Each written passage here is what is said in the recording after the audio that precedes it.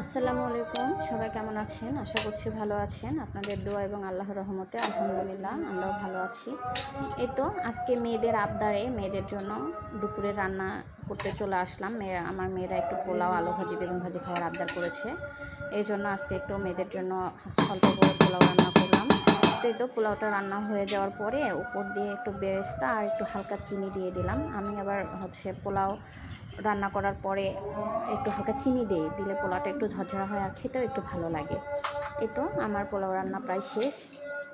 আর সাথে মেয়েদের জন্য করেছিলাম আলু ভাজি আর সাথে বেগুন ভাজি। এই তো আমার বেগুন ভাজিগুলো প্রায় হয়ে এসেছে। তুমি যাও রে বাবা, আমি সব করে নেবো। যাও, তোমার পড়াতে উঠে আসতে সবাই লাগুক। যাও।